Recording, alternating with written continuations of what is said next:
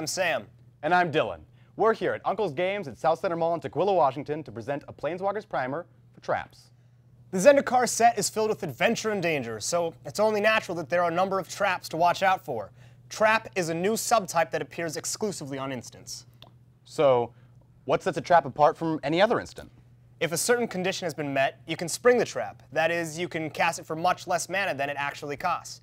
You can even cast some traps for free this way. Cool. Let's see some traps from the Zendikar set.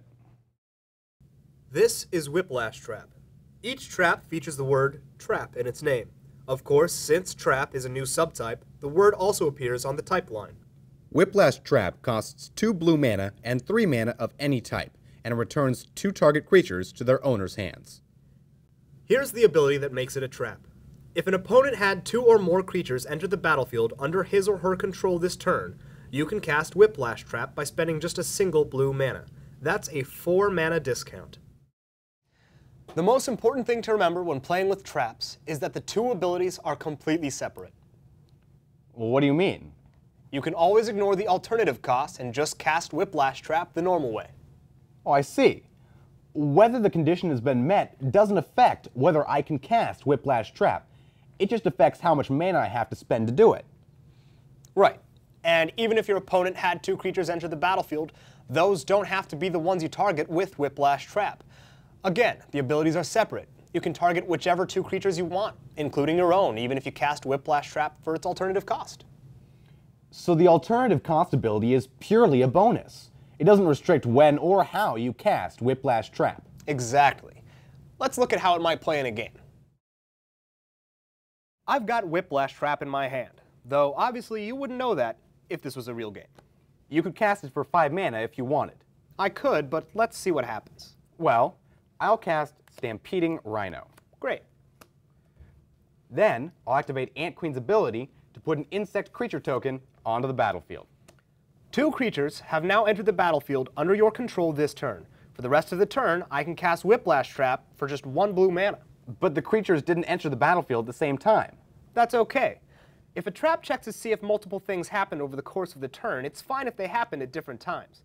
They must have involved the same opponent, though, had this been a multiplayer game. What happens if I sacrifice my insect token to my Vampire Aristocrat? Then, there'd be only 1 creature on the battlefield that showed up under my control this turn. It doesn't matter. Traps like this look for what events have happened, not what permanents are on the battlefield. If your creatures leave the battlefield, stop being creatures, become controlled by another player, or anything else, that doesn't change the fact that 2 creatures did enter the battlefield under your control this turn. So if I attack with Vampire Aristocrat and Ant Queen, away they go. When I put my second creature onto the battlefield, you didn't have to cast Whiplash Trap right away to get the reduced cost. Nope. As long as the events the trap checks for happened earlier in the turn, I can cast it for the smaller cost.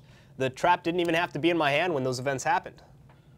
Oh, so if 2 creatures enter the battlefield under my control and then a spell lets you draw Whiplash Trap, you could still cast it for 1 blue mana. Yep. If you cast a trap for its alternative cost, does that change its mana cost or its converted mana cost? No.